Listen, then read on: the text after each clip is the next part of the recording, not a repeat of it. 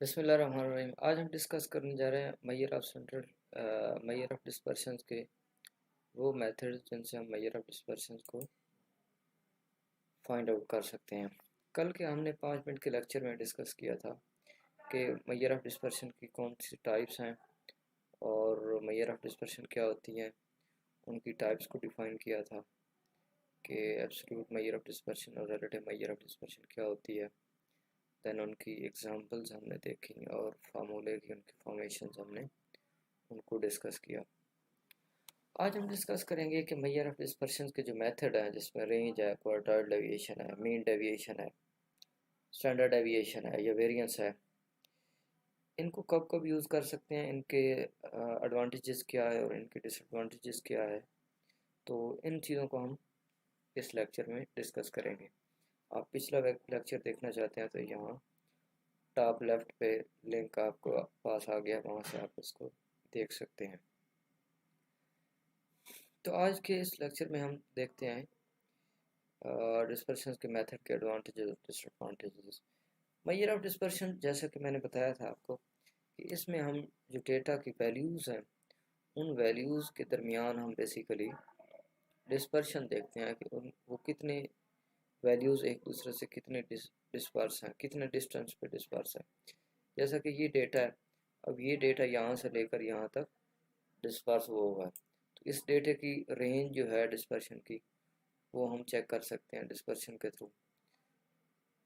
For example, इस last और इस लास्ट सिरे से इसमें कितना गैप है, कितना डिस्पर्स है, तो ये हम देख सकते हैं।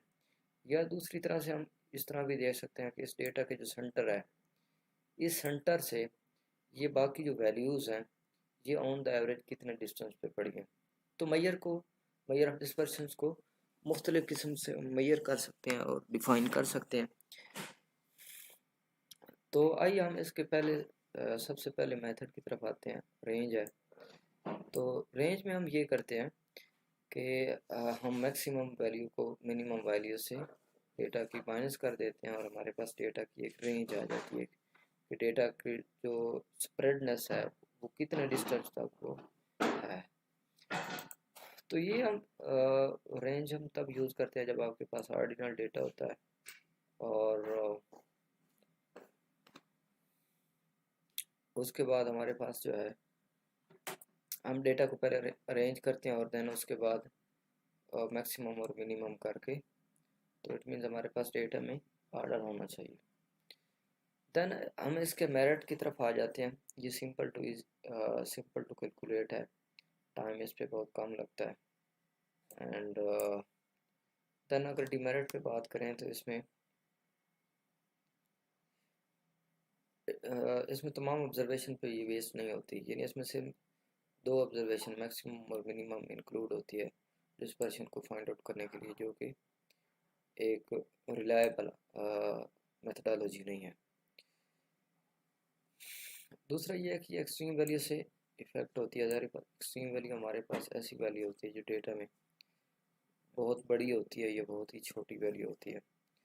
तो जब आप डेटा को अरेंज करेंगे तो वो जीरो पे चली जाएगी, तो वो आउटलायर हमेशा या मैक्सिमम होगी या मिनिमम होगी, जो रेंज के फार्मूला में आएगी और उससे हमारी रेंज जो है उसका आंसर इफेक्ट होगा। देन सैम्पलिंग फ्लैक्चुएशन से ये काफ़ी जो है वो इफेक्ट होती है रेंज। यानी अगर एक डेटा से आप 4-5 सैंपल्स लें तो हर सैंपल्स की जो रेंज है, उसका जो आंसर है वो एक दूसरे से बहुत ज़्यादा डिफरेंट होगा। ओपन एंडेड डेटा के रेंज जो है वो आप नहीं कैलकुलेट कर सकते, ज़ाहिर बात है। रेंज के लिए आपको सिरे वाली वैल्यूज़ चाहिए, और ओपन एंड डेटा तो आपके पास ऐसा डेटा होता है जिसका एक एंड ओपन होता है। मसलन जैसे हम कहते हैं 1 2 3 अप टू सो ऑन, तो ये डाटा ओपन एंडेड डेटा, तो यहाँ पे सिरे की वैल्यू ही नहीं है, लिहाजा आप रेंज कैलकुलेट नहीं कर सकते इस तरह के डेटा के लिए। सेकंड मेथड है सेमी इंटरक्वार्टाइल रेंज। रेंज का जो सबसे बड़ा डिसएडवांटेज ये है कि ये आउटलायर से इफेक्ट हो जाता है और ओपन एंडेड के लिए यूज़ नहीं होता। इसके सोल्यूशन के लिए इंटरक्वार्टाइल रेंज को इंट्रोड्यूस करवाया गया। तो इंटरक्वार्टाइल रेंज क्या है? आपके डेटा की जो है वो सिरों को नहीं लेती, बल्कि आपके 75th वैल्यूज़ और जो 25th वैल्यूज़ है इनको लेके इनको आपस में माइनस कर देती है। जैसे यहाँ पे Q3 माइनस Q1। अब जो आउटलायर है वो तो हमारे पास यहाँ सिरों पे पड़ी है यहाँ पे, तो वो इसके अंदर इंक्लूड नहीं होगी। और ओपन एंडेड डेटा की सूरत में भी आप इसको यूज़ कर सकते हैं। तो इसके एडवांटेजेस में अगर हम आएँ तो ये भी ऑर्डिनल के लिए यूज़ होता है। एक्सट्रीम और ओपन डाटा जब होता है, जो एक्सट्रीम वैल्यू जब होती है तो ये यूज़फुल होता है। डिसएडवांटेज में ये है कि ये हार्डर टू कैलकुलेट है। ऑब्वियसली आप पहले Q3 फाइंड करें फिर Q1, तो फॉर्मूलेशन इसकी थोड़ी डिफ़िकल्ट हो जाती है।